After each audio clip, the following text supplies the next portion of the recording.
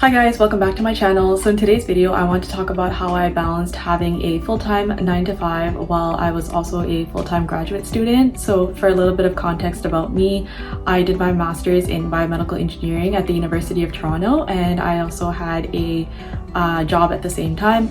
So I'm going to be talking about little things that I did that helped me do well in both. It's all possible if you learn to manage your time and implement a few other things. So let's get into the video. So the very first thing that I'm going to be talking about is time management. Managing your time and priorities, also writing down to-do lists. That is the biggest game changer here. So the main thing that I would do is I would use my agenda. I have it here. And in my agenda, I would put everything down. So as soon as I knew that I had to email somebody, get back to somebody, if I had a partner meeting at work, I would immediately put it down on my agenda, even if it was months in advance. I would also know what was happening in my life. If I had someone's birthday party to attend that weekend, I would make sure that's in my agenda. So if I had a community meeting coming up, that's like the practical exam for your master's to move ahead with your research. I would also have that in my agenda, and I would also try to break it down into simple steps. So if I had a presentation at work, I would break it down day by day leading up to the deadline, so that way you're doing a little bit each day. And oftentimes with school and work, I would aim to have things in at least 1 to 2 days before they're due, just because it'll force me to work faster. And I feel like this will help me limit the time that I'm spending just thinking about the task instead of actually getting to the task. I also found that breaking big projects down into small steps helps you process it a little bit better, and it doesn't seem as daunting. So that's something that I would highly recommend you to do. Also, I didn't mention this earlier, but the reason that I wanted to work while I was in my master's is because I had decided to graduate with my master's and not move into a PhD right after, and I didn't have work experience up until this point because I was a student my whole life. So I thought that working during my master's would be the best way to get that work experience, make those connections, build my network, and then also just set myself up for life post-graduation. And that's exactly what happened. So back to the time management tips. I would also use my Outlook calendar because that's what we were using at work. And I think that using Outlook was amazing because I could time block my days as well. So if once I would wake up, I would check my agenda first and then check my Outlook calendar to know what was happening for the day ahead. And in terms of scheduling your time, I think that Sundays are the best day to sit there and plan out your whole week. Just because on a Sunday evening, nobody at school or work is going to reach out to you. So it's the best time to sit down and plan ahead for the week. So in my job, my title was Design Research Team Lead. And in this job, I was overseeing a team. So to manage my time a little bit better, I would delegate tasks to my team. And that way you're breaking down the work that you also have to do, ask for help when you need it, and also to not try to do everything on your own. So if you find that you're getting overwhelmed just by doing school and you can barely get by being a student and your schoolwork is taking up all your time, I honestly don't recommend you get a job. Just because it worked for me doesn't mean it's going to work for you. In the first year of my master's, I honestly could not have handled having a full-time job, and that's okay. Sometimes you just have to get your schoolwork done first before you have a job. And also because I was doing the thesis, my schedule was pretty flexible. That's why I was able to do this at the same time. And because of these time management tips that I'm telling you about, there was never a time when I had to pick and choose between my job or school because they're both a priority to me. I think if anything, at this point, I would start saying no to social plans and then just go to the library with my friends, and that's where we would hang out and do our work together. And I think for me, it worked out because most of my friends were also doing their masters or their PhDs, or they were still in school. I started using Notion in the first year of my master's, and I didn't really like it, mostly because I wasn't really using it properly, I feel. So if you find that Notion works best for you, then go ahead and use that. I know a lot of people say that it changed their life. So yeah, Notion is something that a lot of people use. And also Google Calendar is another one. I know that you can change the colors and manage multiple things at the same time. But for me, I use my agenda and Outlook mostly, and I found that that worked perfectly. Okay, so the next thing that I would recommend is building your support system. Having a strong support system, whether it's your friends, your family, or your coworkers, is really important. And that's honestly what helped me, because most of my friends were also grad students at the same time. They understood what I was going through. A lot of them were also working at the same time as their schools. I felt like I wasn't alone in the process, and oftentimes I found that I was able to talk to my manager a lot about school, so I thought that that really helped me.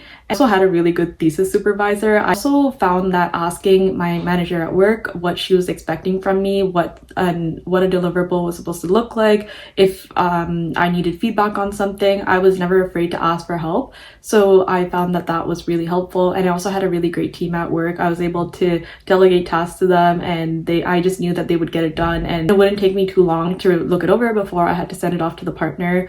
So the main takeaway from this is to lean on your support system. If you need encouragement, if you need advice, sometimes we just feel better by talking to people about what's going on in our lives and them giving us feedback. I feel like that worked the best for me. Sometimes I just had to sit down with a friend at dinner and tell them what was happening in my life, and I instantly felt better. Okay, so the third thing that I want to talk about is your self-care rituals.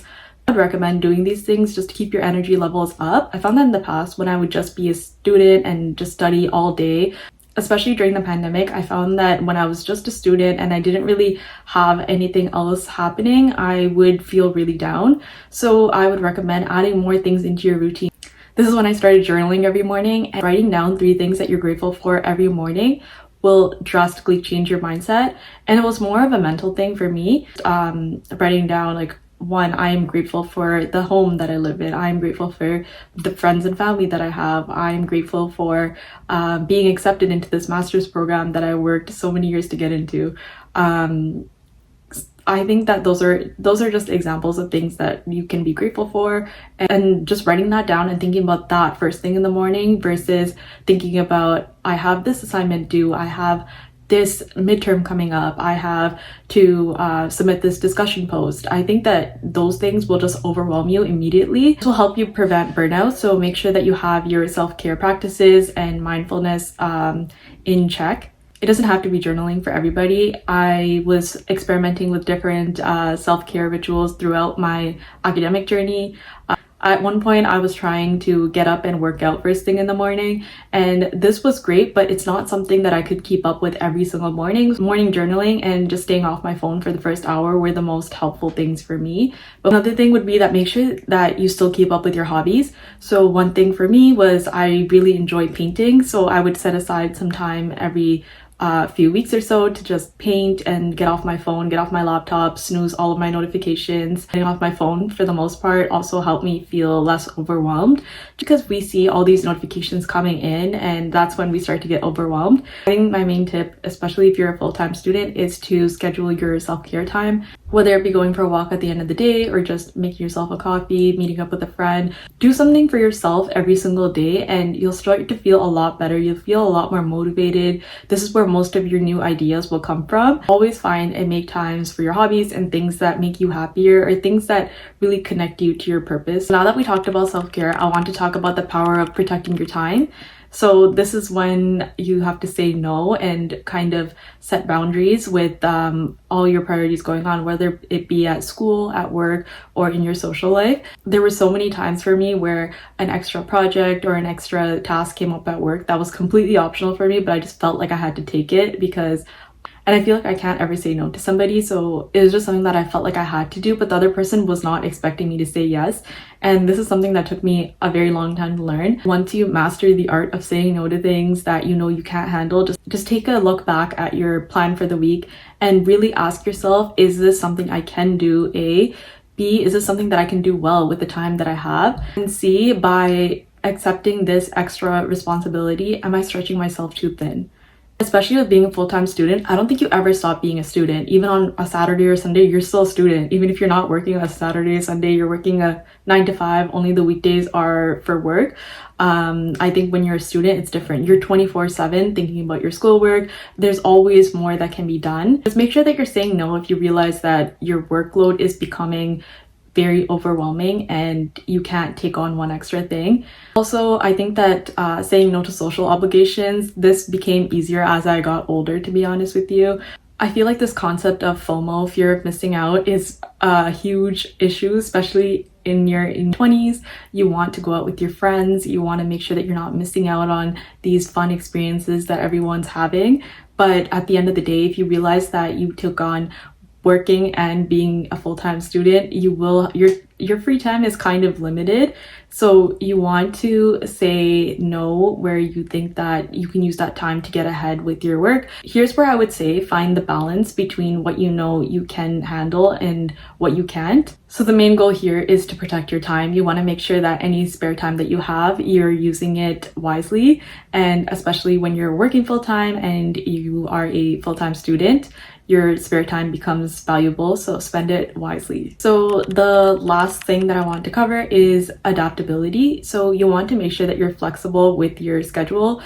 And here I would say that you should communicate when you are facing any deadlines with schoolwork and you know that you need to work longer hours to learn something. This is where you should be communicating this with your coworkers and your anyone that manages you.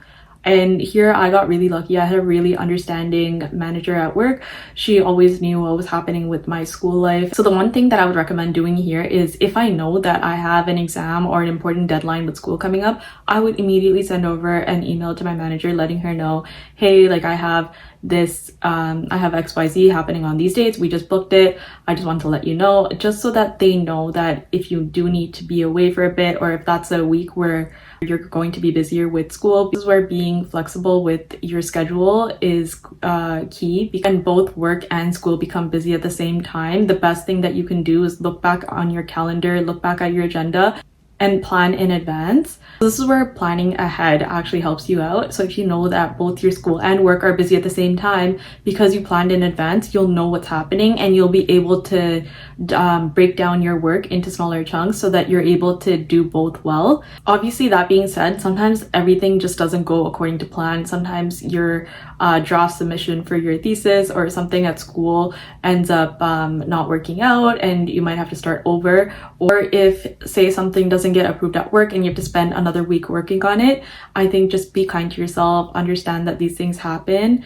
You did your best, and because you planned ahead and you showed up every single day, and always remember that your 100% is not going to look the same every single day. Some days you can only give 70%, but that's the best that you can do that day, and that's okay. Just be kind to yourself. You're not a machine, so don't expect yourself to be at the same capacity every single day. We're human, we get tired, things happen, life happens. The best thing that I did for myself when both school and work were not working out the way that I wanted them to, it would just be to either talk to somebody about it or just go revisit the drawing board and see what I can do to change up my strategy, can get through those tough weeks. So adaptability is key, especially for my thesis. The beginning of my grad school journey looked very different at the end, and I was very open to adapting as things turned out, but I'm really grateful that I had the team that I did. Okay, so that brings me to the end of this video. So if you're someone who wants to work while you're in school full-time, I hope this was helpful to you, and I hope that you can take away something from this that will help you with both your school and your work, and also maintaining a social life. It's definitely great to take advantage of all these opportunities that we're given, especially as students. So I hope that you like this video. Feel free to give it a thumbs up and subscribe if you haven't already, and I will see you next time. Bye.